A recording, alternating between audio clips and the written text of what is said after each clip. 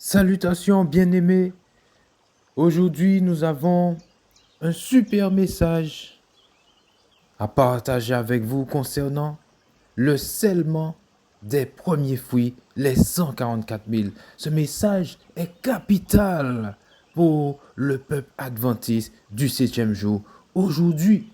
Et nous devons être clairs, bien-aimés, avec ce message destiné au peuple adventiste en ce temps de la fin, bien-aimés. Alléluia. Gloire à Dieu. Alors pour ceux qui le peuvent, juste avant de commencer, mettons-nous à genoux pour une courte prière. Notre Père, nous te remercions de ce que tu nous donnes, l'opportunité de nous prosterner devant ta face, adorable, admirable, qui nous éclaire comme le soleil en plein midi. Nous te remercions de nous permettre de nous adresser à ta majesté. Lave-nous dans le sang de Jésus, purifie-nous au travers ta parole. Donne-nous un cœur, des oreilles bien disposées, un esprit bien disposé à recevoir ce message que tu as pour nous en ce temps de la fin. Et permets qu'après avoir reçu ce message, nous puissions nous relever avec beaucoup plus de force pour nous laisser encore transformer davantage pour ta gloire au nom de Jésus. Amen.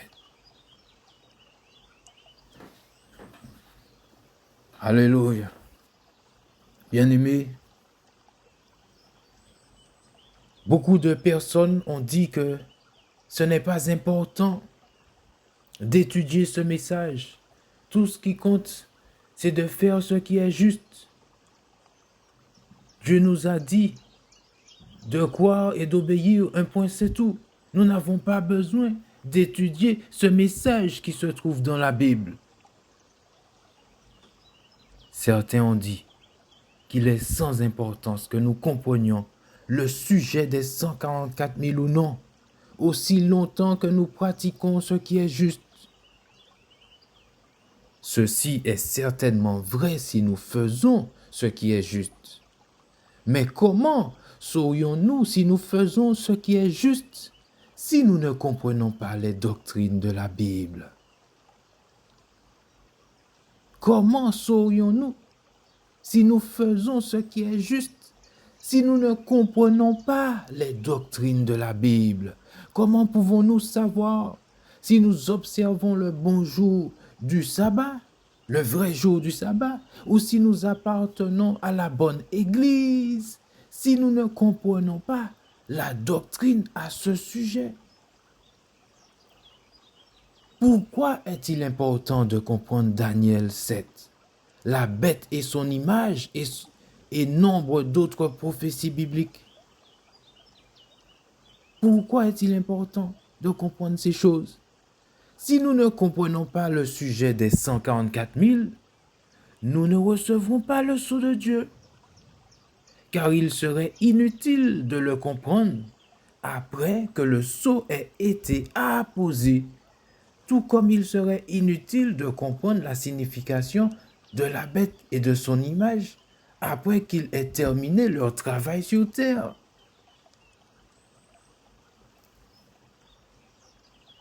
Bien-aimés, le message de l'ange, contenu dans le chapitre 7 de l'Apocalypse, il s'agit de l'ange qui monte de l'Est, est aussi important que le premier, second et troisième message apporté dans Apocalypse 14, versets 6 à 11. Il faut que ce message soit compris et transmis aux hommes au moment voulu, tout comme celui de l'ange puissant mentionné dans Apocalypse 18. Le grand cri doit retentir, bien-aimé, au moment fixé. Alléluia. L'ange d'Apocalypse 7 ne peut être identique au troisième ange, car leurs descriptions données par Jean divergent. Les trois anges d'Apocalypse 14 volent au milieu du ciel, soit là où le soleil se trouve à midi, tandis que l'ange d'Apocalypse 7 monte de l'est, là où le soleil se lève. Il y a une différence, bien-aimés. Et je vis un autre ange. Nous sommes dans Apocalypse 7, versets 2 à 4. Prenons ensemble Apocalypse 7, versets 2 à 4. Et je vis un autre ange qui montait du côté du soleil levant. Nous sommes dans Apocalypse 7, versets 2 à 4. Et je vis un autre ange, qui montait du côté du soleil levant et qui tenait le sceau du Dieu vivant. Il cria d'une voix forte aux quatre anges à qui il avait été donné de faire du mal à la terre et à la mer. Et il dit, ne faites point de mal à la terre, ni à la mer, ni aux arbres, jusqu'à ce que nous ayons marqué du sceau le front des serviteurs de notre Dieu. Ne faites point de mal à la terre, ni à la mer, ni aux arbres, jusqu'à ce que nous ayons marqué du front, du sceau le front des serviteurs de notre Dieu. Et j'entendis le nombre de ceux qui avaient été marqués du sceau, 144 000 de toutes les tribus des fils d'Israël. Apocalypse 7, versets 2 à 4. C'est puissant, bien-aimé. Ce message est puissant, bien-aimé. Cette œuvre est puissante, bien-aimé. Le mystère du scellement des 144 000 entre probablement dans la catégorie des sujets épineux de la Bible. La multiplication des théories n'a fait que mystifier et embrouiller la vérité qui s'en dégage. Aucune dénomination chrétienne ne semble avoir échappé à la controverse, favorisant l'émergence d'opinions multiples et qui n'a fait qu'augmenter les divisions au sein du protestantisme. Cela a été extrêmement regrettable, et d'autant plus chez nous, adventistes du 7e jour, car il y a longtemps que l'envoyé de l'Éternel nous a avertis, nous disant de nous efforcer avec toute la puissance que Dieu nous donne pour faire partie des 144 000. Cela, nous pouvons retrouver cela dans Review and Herald, 9 mars 1905, commentaire biblique de Review and Herald, 9 mars 1905, commentaire biblique. Il nous a été dit, nous adventistes du 7e jour, que nous devons nous efforcer avec toute la puissance que Dieu nous donne. Avec toute la puissance que Dieu nous donne, nous devons nous efforcer à faire quoi? Pour faire partie des 144 000. Alléluia. Donc, ne laissons pas certaines personnes nous égarer, ceux qui disent que on n'a pas besoin de faire partie des 144 000, c'est pas important de faire partie des 144 000. Tout ce qui compte, c'est obéir, croire, obéir. Bien-aimés, ne nous laissons pas détourner de la vérité pour notre temps. Le Seigneur Le Seigneur nous a avertis. Il nous a par la suite gracieusement fait don de la connaissance nécessaire utile à notre époque pour déterminer quand, où et pourquoi et ce qu'est le scellement. Le Seigneur révèle que ce scellement des serviteurs de Dieu est le même qui fut montré en vision à Ézéchiel. Nous pouvons trouver ça, vous pouvez trouver ça, bien-aimé, dans Testimonies to Ministers, page 445, ou encore en français. Si vous cherchez en français, vous pouvez retrouver ça dans Témoignages pour l'Église, volume 1, page 384, le paragraphe 2. Donc, le Seigneur nous a révélé que ce scellement des serviteurs de Dieu, en parlant du scellement des 144 000, est le même que celui qui fut montré en vision à Ézéchiel. D'où l'importance pour nous de lire Ézéchiel 9. D'où l'importance pour nous de lire Ézéchiel 9. Et afin d'étayer son sujet, l'envoyé de Dieu écrit: il aura un sens aigu de ses fautes, tout particulièrement aux dernières heures de l'histoire de l'Église. Bien-aimés, nous sommes ensemble. Il aura un sens aigu de ses fautes, tout particulièrement aux dernières heures de l'histoire de l'Église, au moment où sont scellés les 144 000 qui doivent se tenir sans tâche devant le trône de Dieu. Alléluia. Dans Testimonies, volume 3, page 266, vous allez retrouver ça. Ou encore, dans la version française, Témoignages, volume 1, page 384 et le paragraphe 2. Bien-aimés, après que Dieu nous ait dit ça, comment pouvons-nous dire encore que ce n'est pas important? Comment pouvons-nous dire que ce n'est pas important? Cela ne nous concerne pas.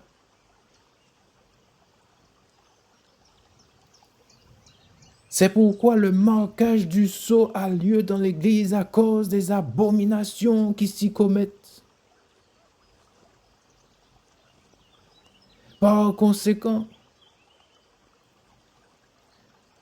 le sceau, nous avons bien dit que le marquage du sceau a lieu dans l'Église. Pourquoi? À cause des abominations qui s'y commettent. Par conséquent, il appartient à l'Église et non au monde doté de son sein ce qui encourage l'abomination. C'est son œuvre finale. Faute de cette connaissance, l'Église éclairée aurait dû évoluer sur la voie de la vérité et elle aurait dû être capable, à un moment donné, d'élucider le mystère. Alléluia. Hélas, bien-aimé, elle n'a pas su obéir à la voix du Seigneur, s'est écartée de la lumière et n'a pas progressé dans la connaissance. Elle a ainsi perdu son chemin et s'est vue, pour ainsi dire, errer depuis des années dans le désert de la théorie. Et tandis que l'Église demeurait dans la confusion au sujet des 144 000, l'Esprit de vérité a usé d'un silence éloquent concernant ce dernier. Mais éloquent pour combien de temps? Pour toujours? Bien sûr que non. Mais jusqu'à ce que l'Éternel lui-même déroule le rouleau, que le scellement commence et que ce sujet devienne la vérité présente. Ainsi, ce silence qui était alors éloquent ne pourrait plus l'être, voire même Impossible s'il devait y avoir un jour 144 000 personnes scellées et disposées de se tenir avec l'agneau sur le mont Sion. Apocalypse 14, verset 1er. Connaître ce sujet sur le bout des doigts,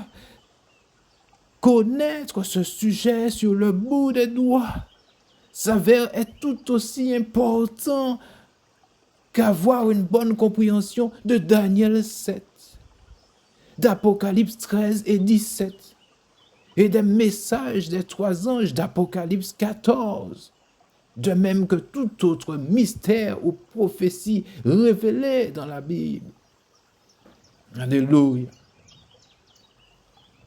Comment pourrait-on échapper au massacre à moins de savoir ce qu'est le scellement, le marquage, où et quand il a lieu? Comment pourrait-on échapper au massacre à moins de savoir ce qu'est le scellement?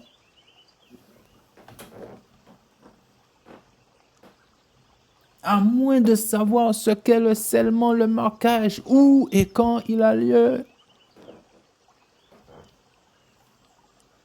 Ainsi, nous constatons sans le moindre doute que d'une part, il est absolument nécessaire que l'inspiration dévoile pleinement le sujet des 144 000 aux dernières heures de l'histoire de l'Église, et que d'autre part, personne n'aurait été en mesure d'avoir une pleine connaissance sur le sujet avant cela.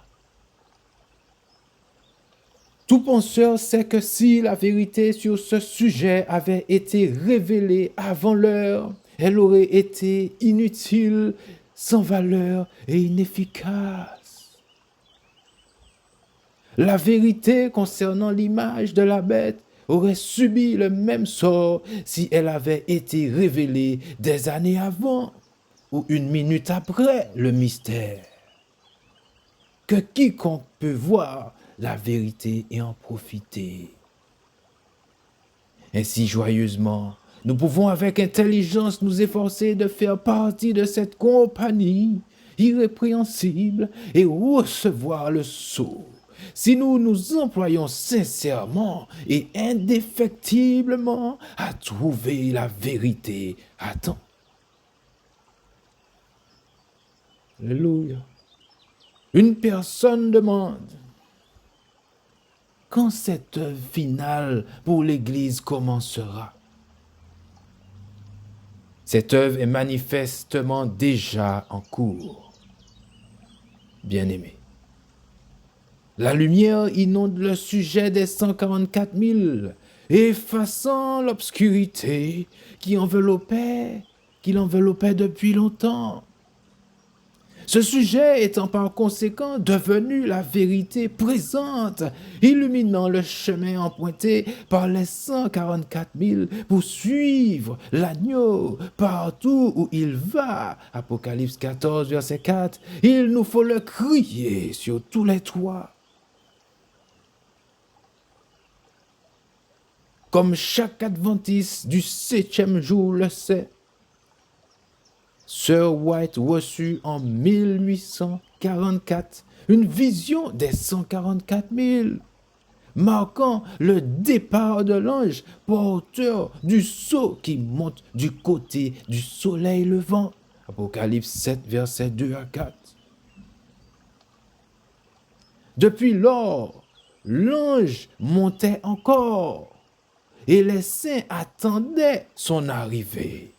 Finalement, en 1929, à travers les leçons de l'école du sabbat, l'Éternel annonça à l'Église adventiste du 7e jour que l'ange était arrivé.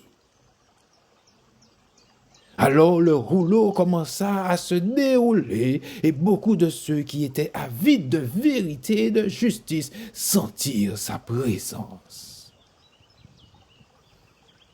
Puisque le scellement et le massacre ont lieu dans l'Église, aux dernières heures de son histoire, comme nous l'avons vu précédemment dans l'esprit de prophétie, Il ne pourrait être antérieur au moment présent.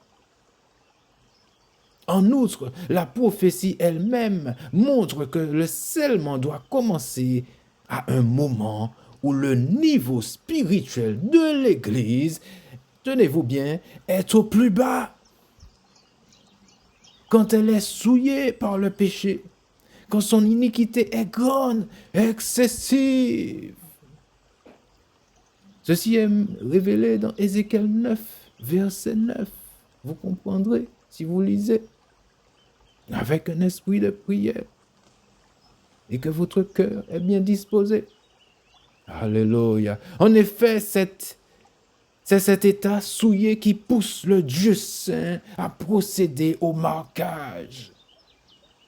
Bien-aimé, il nous est dit que cette prophétie montre que le scellement doit commencer à un moment où le niveau spirituel de l'Église est au plus bas, quand elle est souillée par le péché, quand son iniquité est grande et excessive. Ézéchiel 9, verset 9. En effet, c'est cet état souillé qui pousse le Dieu saint à procéder au marquage, au scellement des saints et à ôter les pécheurs de son sein. Quand l'Église a-t-elle commencé à connaître cet état de souillure? Quand l'Église a-t-elle commencé à connaître cet état de souillure? Le Seigneur nous a... La servante du Seigneur répond tristement. La servante du Seigneur répond tristement en nous disant que le Seigneur ne nous a pas fermé le ciel. Le Seigneur ne nous a pas fermé le ciel. Mais c'est notre continuelle infidélité qui nous a séparés de Dieu. L'orgueil, la convoitise et l'amour du monde cohabitent dans les cœurs qui se sont libérés de la crainte d'être repoussés ou condamnés. Écoutez bien, chers amis, l'orgueil, la convoitise et l'amour du monde cohabitent dans les cœurs qui se sont libérés de la crainte d'être repoussés ou condamnés. Des péchés graves inspirés par l'orgueil se sont introduits parmi nous. Et cependant, l'idée qui prévaut est que l'Église connaît un état florissant où règne la paix et la prospérité spirituelle. L'Église s'est détournée de son chef, Christ. L'Église s'est détournée de son chef, Christ. Elle retourne résolument vers l'Égypte. Pourtant, il en est quelques-uns qui sont inquiets ou étonnés de leur manque de puissance spirituelle. Le doute et même l'incrédulité à l'égard des témoignages de l'Esprit de Dieu apparaissent un peu partout dans nos églises. Vous pouvez retrouver ce passage de Testimonies, volume 5, page 217. Et pour la version française, dans Instructions pour un service chrétien effectif, page 48, le paragraphe 3. Instructions pour un service chrétien effectif, page 48, le paragraphe 3. Bien-aimés, nous nous sommes égarés loin des anciennes bornes. Revenons-y. Si l'Éternel est Dieu, servez-le. Si c'est Baal, servez-le. De quel côté serez-vous? Testimonies, volume 5, page 137. Témoignage pour l'Église, volume 2, page 33, paragraphe 3. Aujourd'hui, lorsque Jésus porte les regards sur ceux qui prétendent le suivre, il voit une pure et simple ingratitude, un formalisme qui sonne creux. Ça sonne creux, un manque de sincérité entaché d'hypocrisie, un orgueil, un orgueil pharisiaïque et de l'apostasie, bien-aimé. Testimonies, volume 5, page 72. Qui peut vraiment dire, notre corps est éprouvé par le feu, nos vêtements ne sont pas souillés par le monde? Qui peut vraiment dire, notre corps est éprouvé par le feu, nos vêtements ne sont pas souillés par le monde? Qui peut vraiment dire cela, bien-aimé? J'ai vu notre instructeur déchirer de prétendus vêtements de justice et mettre à nu la souillure qu'il couvrait. Puis il me dit, ne vois-tu pas comme ces gens ont caché d'une manière prétentieuse leur souillure et leur corruption? Quoi donc? La cité de mon père est devenue une prostituée? La maison de mon père est devenue un lieu de commerce, d'où la présence divine et la gloire se sont retirées. C'est pourquoi il y a de la faiblesse. C'est pourquoi la force manque.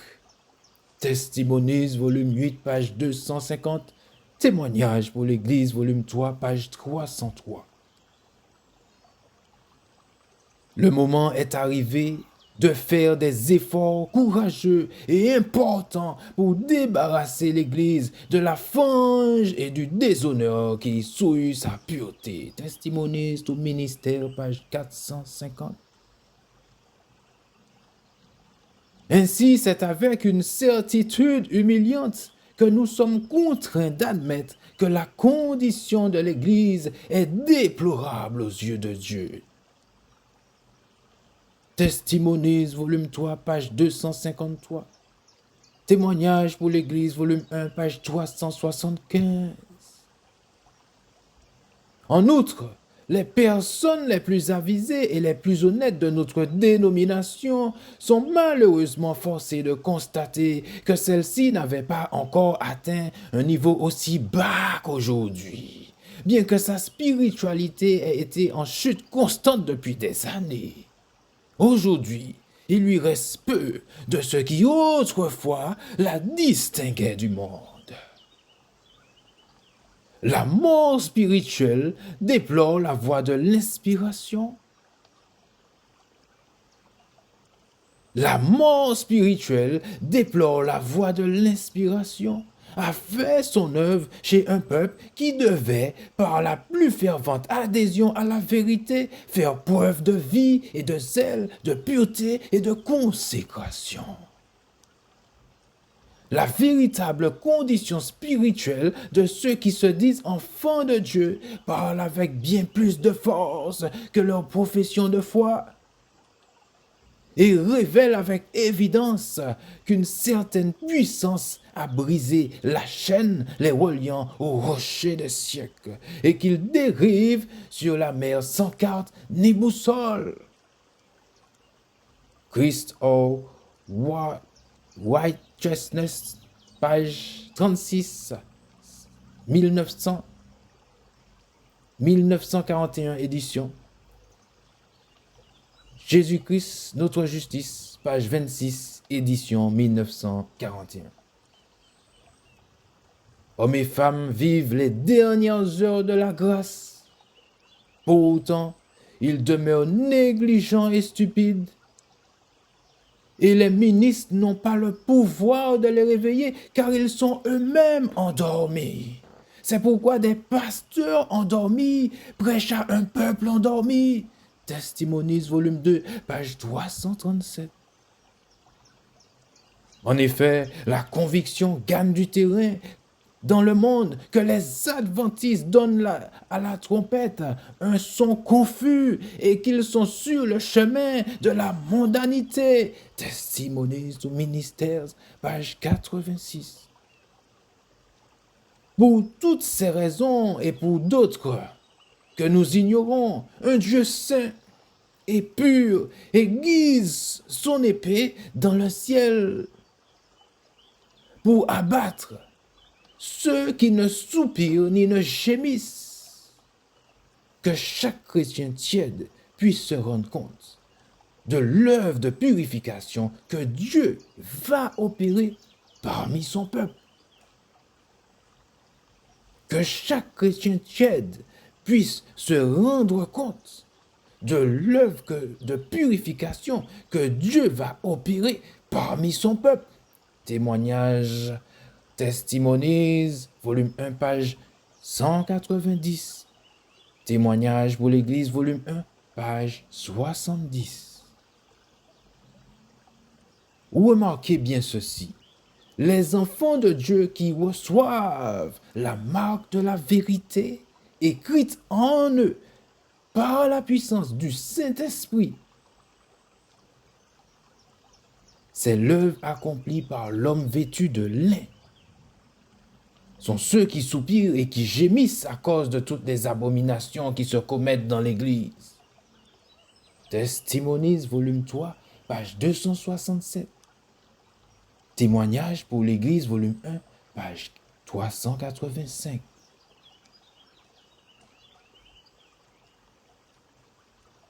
Donc, l'homme vêtu de lin, nous voyons bien dans ce paragraphe, l'homme vêtu de lin, il met la marque uniquement sur ceux qui soupirent et qui gémissent à cause de toutes les abominations qui se commettent dans l'Église, bien-aimés. Je vous invite sincèrement à ne pas prendre ça à la légère, bien-aimés. Prenez le temps de relire, bien-aimés, ces passages dans l'esprit de la prophétie. Testimonies, volume 3, page 267. Témoignage pour l'Église, volume 1, page 385. Le sceau de Dieu ne sera mis que sur le front de ceux qui soupirent et qui gémissent à cause des abominations qui se commettent sur la terre. Testimonies, volume 5, page 212. Conseil à l'Église, page 270. Nécessairement, pendant que le jugement s'instruit dans le ciel et que les fautes des croyants repentants s'effacent des registres célestes, il faut que sur la terre, le peuple de Dieu renonce définitivement au péché. Alléluia, bien-aimé. The Great Controversy, page 425. La tragédie des siècles, page 461. Alors qu'une œuvre spéciale de purification est lancée, il n'y a plus de doute que les jours de purification de l'Église s'approchent à grands pas. Dieu veut un peuple pur et fidèle. Au cours du terrible criblage sur le point de se produire, nous pourrons mieux mesurer la force d'Israël. Les signes montrent clairement que le temps où le Seigneur manifestera qu'il a un van à la main est proche. Il purifiera l'Église à fond, bien-aimé. Testimonies, volume 5, page 80. Conseil à l'Église, page 274. Sur le même sujet, la sœur White, dans une de ses fameuses visions, vit des anges voler rapidement ça et là dans le ciel. Rapidement, ça et là dans le ciel. Descendre sur la terre, puis remonter au ciel, préparant l'accomplissement de quelques événements importants. Ensuite, continue-t-elle, j'en vis un autre puissant, envoyé sur la terre, pour joindre sa voix au troisième ange, afin de donner force et puissance à son message. Cet ange était doué d'une grande puissance et environné de gloire. Lorsqu'il descendit sur la terre, celle-ci fut éclairée de sa gloire. L'œuvre de cet ange vient seconder celle du troisième message. Premier écrit, page 277. Et seuls ceux, nous avertit l'esprit de vérité, et seuls ceux nous avertit l'Esprit de vérité, qui auront résisté à la tentation par la force du Tout-Puissant, pourront prendre part à sa proclamation. Le message du troisième ange, quand il deviendra un grand cri. The Review and Herald, numéro 19, année 1908. Le grand événement qui est imminent éliminera ce que Dieu n'a pas choisi et il se réservera un corps pastoral pur, vrai, sanctifié, préparé pour la pluie de l'arrière-saison. Événement des derniers jours, page 136.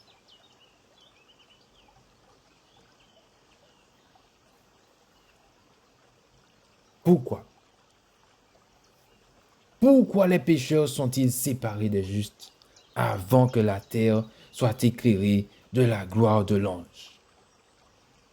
Pourquoi les pécheurs sont-ils séparés des justes avant que la terre soit éclairée de la gloire de l'ange? Parce qu'un seul pécheur, tenez-vous bien, chers amis, parce qu'un seul pécheur peut être la cause que la lumière d'en haut se retire de l'assemblée tout entière. Testimonies, volume 3, page 265. Témoignage pour l'Église, volume 1, page 383.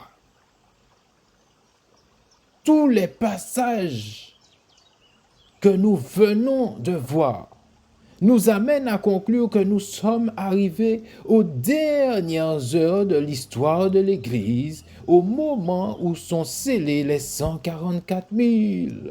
Seulement, marquage, vannage, criblage, œuvre spéciale, événement important, œuvre finale, purification. Tout autant de termes évoquant la destruction des méchants et la purification des saints. Oui, il s'agit de la préparation pour le temps de détresse, le grand cri, l'œuvre finale pour le monde. Manifestement, ce message final est donc proclamé par les fidèles seuls et pendant les plaies, le peuple de Dieu se trouve à part, séparé de tout infidèle. Ainsi, le sujet des 144 000, fort de ses propos annexes, se ramifiant clairement et harmonieusement, montre que l'appel des ouvriers de la 11e heure à travailler dans la vigne du Seigneur est lancé. Et que c'est le moment de lutter avec toute la puissance que Dieu nous donne, avec toute la puissance que Dieu nous donne pour faire partie des 144 000. The Review and Herald, 9 mars, année 1905. Ce travail d'identification des 144 000 a presque éclipsé l'identification de ceux qui composent la grande foule. Apocalypse 7, verset 9. Ainsi, s'il nous appartient d'identifier cette première compagnie, les premiers fruits, comme nous l'avons fait précédemment, il nous appartient tout autant d'identifier cette deuxième compagnie, les seconds fruits, la grande foule. Nous allons nous arrêter ici, bien-aimés. Donc, je vous invite à relire les textes qui ont été partagés ensemble avec vous. Et vous verrez que pour pouvoir voir le sceau de Dieu, pour faire partie des 144 000, il ne suffit pas simplement d'observer le sabbat ou d'avoir des postes à l'église. Il ne suffit pas simplement de ça, bien-aimés. Relisez soigneusement tous les passages qui ont été partagés. Méditez soigneusement cela avec un esprit de prière et vous comprendrez les conditions que Dieu exige pour que nous puissions recevoir le sceau de Dieu et faire partie des 144 000 qui auront le privilège d'achever son œuvre. Alléluia. Que l'Éternel bénisse puissamment ce message dans nos vies afin qu'il porte du fruit dans nos âmes au nom de Jésus-Christ. Car vous savez que vous n'avez pas été rachetés par des choses corruptibles, comme de l'argent et de l'or, de vos vaines conversations reçues par tradition de vos pères, mais par le sang précieux de Christ, comme d'un agneau, sans défaut et sans tache. 1 Pierre 1, verset 18 à 19. Alors que la puissance du sang de l'agneau, du sang de Jésus, transforme nos vies au travers de ce message. Vous êtes bénis au nom de Jésus. La bénédiction de l'Éternel vous protège et vous garde au nom de Jésus.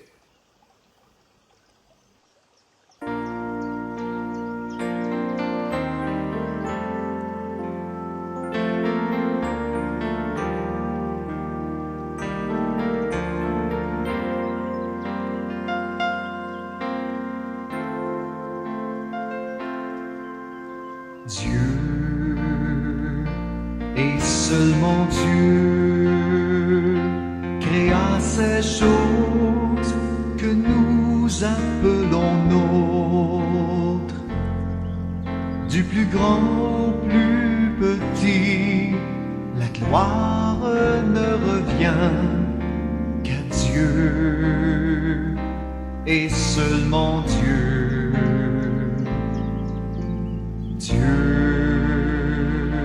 Et seulement Dieu nous révèle les choses inconnues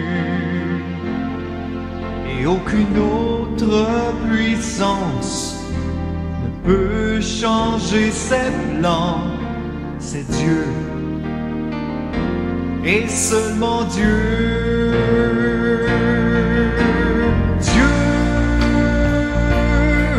Seulement Dieu est vraiment digne de recevoir la gloire. Que tout ce qui respire élève ses louanges à Dieu et seulement Dieu.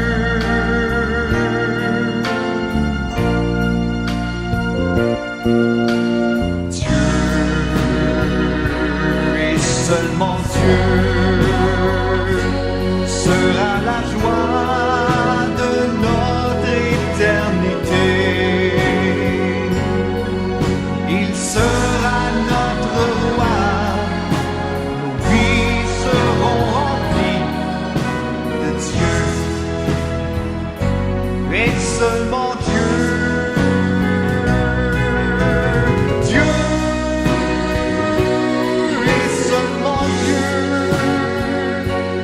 Vraiment digne de recevoir la gloire.